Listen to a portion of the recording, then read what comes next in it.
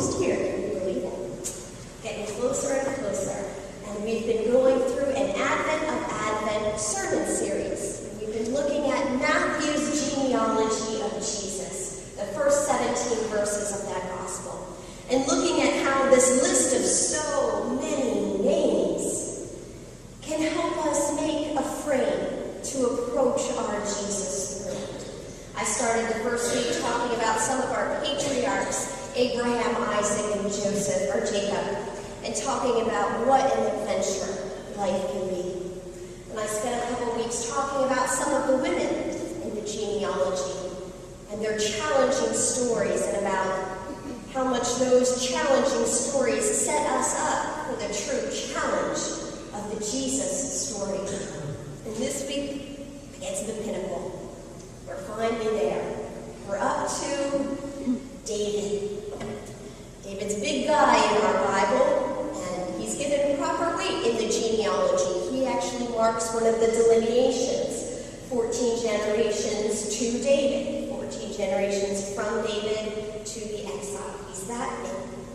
So I sat down this week to do a little research and read through the David stories in my Bible. And let me tell you, if you ever want to sit down one day and read about the David stories, I advise you to set aside a nice big chunk of time, because there's a lot in there. There's a whole lot about David in there. And as I'm reading through all of these different stories, so many facets of his life, I'm trying to think, what's the one theme, the one idea I can pull out of all of this to give you today? One thing that helps us point at Jesus. I had some trouble with that, admittedly. And what I kept coming back to is this concept of the big and the small. And the big and the small. And the big and the small. And the flow and the integration and the influence and the impact and the connection of this big and this small. I know this sounds confusing, but if you think about it, there's some ways this works out that I can put words to. God, who is so big, comes to us who is so small. And God, who is big, comes to us who's so small, somehow makes us in our smallness even bigger. We live our life in a tension of the smallness of each one of our individual acts, and then the bigness of their consequences. It's a lifelong tension. Every small act we do can have such huge consequences, the small and the big. And then there's the lesson that our big ideas, like our ideas about God, should inform all of our small acts. And that's one of the whole lessons of the Deuteronomistic history, many sections of our Bible. If one person in the war in Israel at this time would steal from the other camp, the whole army would suffer. That tension, that one small act, has such big consequences. Now, I know this is a hard idea to put into words, and I'm sure you're kind of sitting there like, what the heck is she talking about? And I struggled whether I should just come up with a better idea, but then I thought, this is David. The lesson is almost going to be a little mysterious and a little vague, because see, David, he's that first character we meet in the Bible where we cease to be able to sum him up quickly. We can't put his story in a few words. It's too large. So I want to keep us more in concepts, broad concepts. Because really, when you think about it, David is the most multifaceted character in the Bible until we get to Jesus. We don't see any other character go through so many different things than David.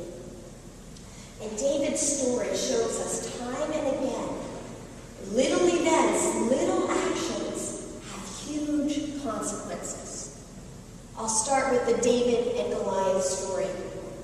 And this is a really interesting one. Really interesting because at the beginning of the David and Goliath story, David is not a warrior. David's not a warrior. Do you remember where David was when Samuel came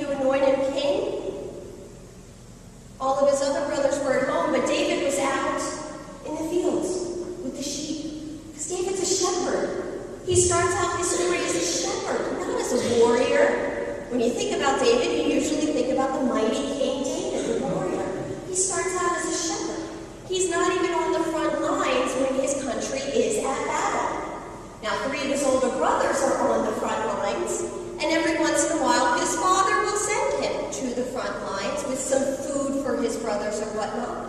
But David's not out there in battle. He's coming to bring food, and then he's going back to tend his sheep. He's a shepherd. But he gets to the front lines one day because his dad has sent him there with food for his brothers. And the Israelites are shaking in their boots. There's been this one Philistine who's huge, a man of a man, a tower of a man. And he's going out every day in front of the army saying, yeah, you Israelites, you send your best warrior out to me.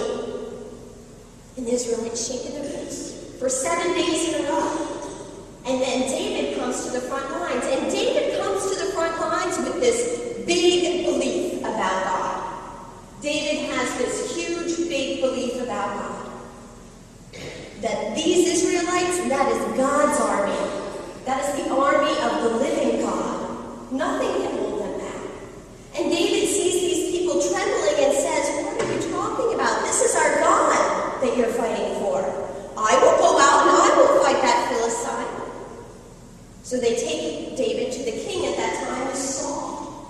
And Saul says, are you crazy? He's been a warrior since his youth. You're a shepherd. David says, oh no, you don't understand. I'm a shepherd, but I work for God. And when I'm out in my fields, if a bear comes, if a lion comes, I kill him. God protects me. I kill tigers and bears with my own hands. Let me go out in front of this man. So they put all of the King Saul's armor on David, and it doesn't fit him. He can't even walk in this armor. He's so not a warrior, he can't even walk when they put the armor on him. So he takes all the armor back off and just walks out there with a bag of stones. David lobs one stone, one simple action. And from that moment forward in the Bible, he is a warrior. That one action had huge consequences not only for his life, for his whole nation, and for us even. You know, we think of David as a warrior. That one little action taken out of that big belief. This is God's army. And he changed everything. He solidified the nation in love and loyalty to himself, and solidified himself as a warrior. Going a little further in the story, Saul, the king at the time, recognizes that David is getting power, and David may likely come to be king one day, so Saul wants to kill him, because Saul's king. Saul wants to stay king. So Saul is hunting David, hunting him to the caves. David is hiding out in caves from Saul. Saul's looking for him. What did they do to go to the bathroom in those days? They didn't have porta potties. They went into caves to relieve themselves. Saul happens to go into the cave where David is hiding. It's a perfect opportunity for David to put behind him all this strife of someone searching out his life to take it. But David has a big belief, a really big belief. This man, Saul, is God's anointed. I can do him no harm. So David does a simple action. While he's there in secret, he cuts off the corner of Saul's cloak. He can get that close to him. Saul leaves the cave, and David comes running after him, saying, look, I could have had you, but I want none of this. Let us be together. Let us be united as a kingdom, my people and your people together. And that one action of mercy keeps the kingdom united for at least a short period of time. Then, of course, after Saul dies later on, one of Saul's men, Abner, rises up against David. He does attempt to split the kingdom and rise up against him. And for Abner's acts, he's brutally killed by David's men.